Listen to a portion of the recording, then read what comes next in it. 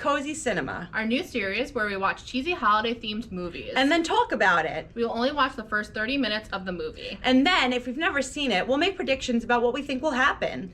You can find all the movies we pick streaming online. So prepare to find your next guilty pleasure.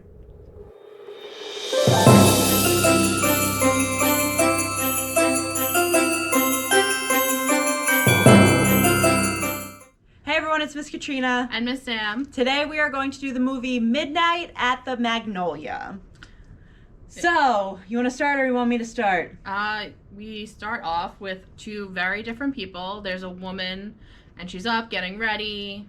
And then we go to the man. His name is Jack. Yes. Jack, and he's just sleeping, chilling. He doesn't really care, want to get up in the morning. She's like making like nice pressed coffee. He's eating a bowl of cereal, which I felt like was very cliche that she's the one who's like got her life together and he's just like eating cereal, being late. Yep. Right? At first I was like, I don't know about this movie because it's like very, again, cliche.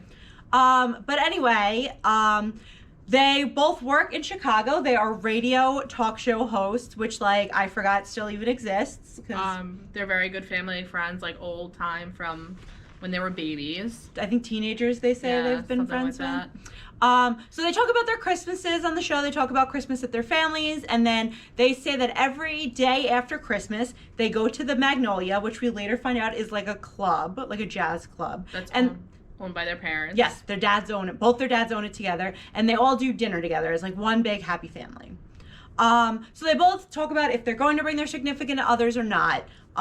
Jack says he's only been dating his girlfriend, whose name I forget because like you never meet her and she doesn't really matter. I don't remember her name. For like 3 months, and then the other one whose name was Hunter is Maggie's boyfriend, and they've been dating for like 8 months or something. And she's not ready to bring him to dinner either because they seem like they're both pretty rough dads. Like if you've ever been in a close-knit family like Miss Sam is, they are really rough on outsiders.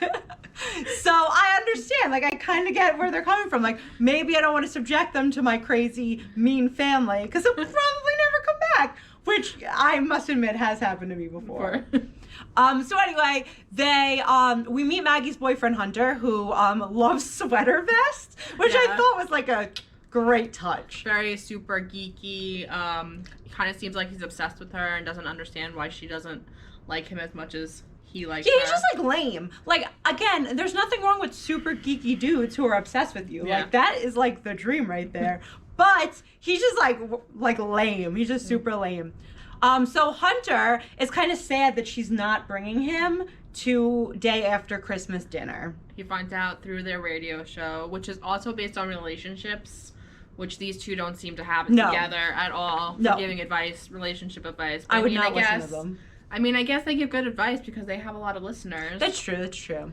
Hunter thinks that her relationship with Jack is very strange and he's really insecure about it.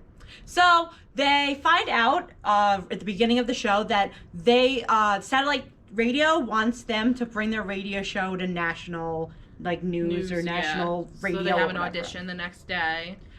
It's kind of what they've been waiting for. I guess this is like hitting it big in like the radio talk show game, I guess. So they're going to do some crossover episodes and see if people will like them. The producer does say at this point, no one has chemistry like you guys. And it's because they're secretly in love. They're clearly in love. No one else realizes it. They don't realize it. These two people are oblivious. Definitely in love. Like you can tell immediately they're in love. But they don't know it. They have no idea. So they go to dinner and the whole family is there. They're all super close and friendly. Everyone knows everyone. The brother-in-law, Maggie's brother-in-law agrees that meeting the family was like in Meet the Parents, which I thought was really funny. Great reference. Great reference. And we find out that Maggie's mom has recently died, and that kind of like puts a damper on the party. Then they tell the whole family that they're going to be on satellite radio, and they do a group hug, which they're like all adults. So this is like all adults. There's like one child involved in the mix who's like her nephew. He's like 10, but everyone's an adult, and it was really weird. And I was a little creeped out, I'm not going to lie. They were just very excited, and I guess they were really bringing it home that this was a close-knit group of people. I was creeped out by the group hug. Like, this is where the movie sort of turned for me. I'm not going to lie. This happened, and I was like, ugh. And I was like, I don't know if I'm going to be about this. So then they kind of talk to the parents and they find out that their dads haven't really sold a lot of tickets for their New Year's Eve party. At the jazz club. Because... yeah, like, I mean, this is 2020. Like, I'm not really shocked. Who's like, you know what you want to do for New Year's Eve? Let's go to the jazz club. Well, yes. Apparently very little people. But apparently it used to be a big deal. Yeah, probably like 1956. But like, it's 2020. Who's really chilling at the jazz club? No one. Again, at this point, not real into the movie. Another takes a turn for the family dinner. It gets quiet again.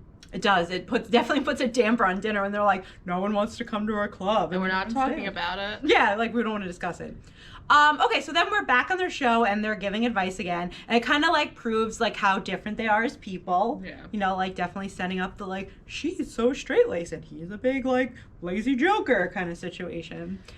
So the producer comes in and tells them that the higher ups for satellite radio want them to host a New Year's Eve show, like a celebration, and like they invite all their families, especially their significant others. That's the whole point of the New Year's Eve celebration, is to introduce the significant others to the family as a gimmick. So she also suggests maybe let's do it at the Magnolia Club because no one wants to go there because it's a jazz club in 2020. So they think, let's save our parents. Club, yes, as well as try to get this national talk show host airtime thing. And the producer says that's a great idea, and they celebrate by hugging, and then creepy vest Hunter walks in, with flowers, obviously, sees them hugging, and is like, "Man!" and like runs away. Later on, he breaks up with her over the phone. And what Jack just happens to knock on the front door and comes in the middle of being broken up. In the middle. So that only like probably initiates his fear even more. And then we find out that what happened to Jack? Serena, yes, broke up with him. So they're both have been dumped when they need to bring their significant others to this New Year's Eve party that their career depends on. So obviously, we are going to do the logical next step. Someone tweets that they should be in a relationship. So what do?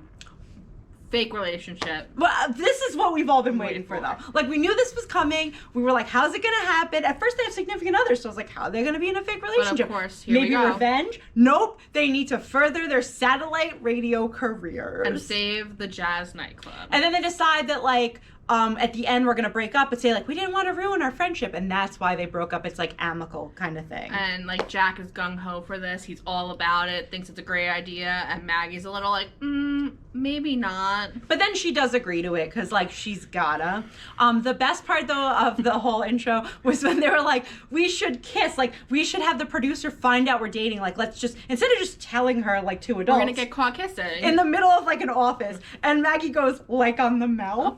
And I thought that was honestly really great. I was like, maybe this movie does have some redeeming qualities. So they do that. They catch them kissing. But who walks in with the producer? Jack's parents. And they're like, oh my God! We've been waiting for it. We always knew this day would come. I have to say, the kiss was the most awkward it was so thing uncomfortable. Ever. Like, her face, she was like, before he kissed her, it's great. I was like, that is what it would be like to kiss your best friend. Like, they really encompass that. If my best friend tried to kiss me, I would make the exact same face. I would feel like, no, get away from me. And she keeps asking if he brushed his teeth and stuff, which I thought was also great because I would actually. I made him smell like she had to smell his breath before she allowed him to get close to her. That's how, like, best friends are, though. Like, I have a best friend that's a dude for, like, 10 years, and we are the same exact way. So they really did catch that correctly. And the producer thinks this is an amazing idea, and she was waiting for the day to come. But they tell them they have to keep it secret until New Year's Eve. No one can know on the party. That's when the big reveal is. Yeah. But then they tell her they have to tell Maggie's dad. Jack's parents are like, we gotta tell your dad. So they're all together celebrating, and the dad, they're all like nervous that Maggie's dad's gonna be mad at Jack, and Jack's all upset. And then the dad's so excited. He's like, yes, finally, we've always wanted you to be together. And they open up a bottle of 50-year-old, like, super expensive wine to celebrate. And they're like, oh my God, they can never know we faked this. We're just gonna have to get married They tried not to open the bottle of wine. Wouldn't happen. And then the dad's like, why? Like, why? Yeah. Can't we open the wine? So Are you I lying guess to me? nope. I guess So then we open the wine. we're never breaking up now. And Yeah. that's kind of where we left off. That was our Yep. 30 minutes. So I have not watched the movie. It's pretty new on Netflix. I have not watched it either. So I'm definitely, I gotta finish it. Yeah. So I guess we'll do predictions first. Okay. So my prediction is that they both fall in love, but they don't tell each other, right? They're just like, no one can know. And then at the end, like, they break up, whatever, like, oh, we just thought it would be friends. And then at the end, they realize they actually do love each other and get back together. My predictions are along the same line. I feel like they're somehow going to get outed at the big New Year's Eve party on air. That would be good. I feel like creepy sweater vest for Hunter is going to pop up again. He has Hunter's to. got it. Or imagine Serena just shows up. We never met her, but she ruins the whole I feel thing. like Hunter in his sweater vest is going to come again, and they're going to... Makes sense. It's going to cause a whole scene, and then everyone's going to find out they were lying, and then they're going to pretend like they didn't actually love each other, and then, of course, at the end, they're going to get back together, in my opinion. Like, that's how it's gonna go. It's gotta go like that. It's what these movies are about. Yeah. Like, your best friend is obviously the person you end up being with in these movies. Yep. Okay, so let's say if you should or shouldn't watch it. I'm gonna say I want to finish watching it just to see it all play out. I mean, in the beginning I was a little iffy, but I mean I only have like an hour left, so I'm just gonna finish it and hope it goes the way I think it's gonna go. So, like, I'm kind of torn between this movie.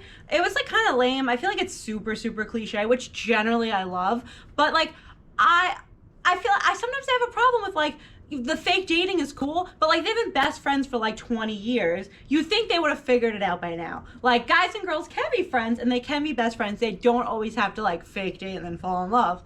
So, I'm, like, half and half. Like, I'll probably watch it because, like, I got nothing else to do tonight. So, that's probably going to happen.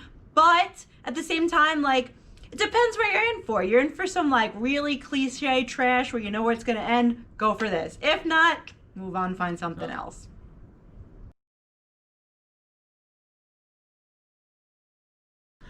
Hi everyone, we're back, and I want to let you know that next week we're going to be watching Operation Christmas Drop. This is either about the army or doctors. Or both. I don't know. That would be great.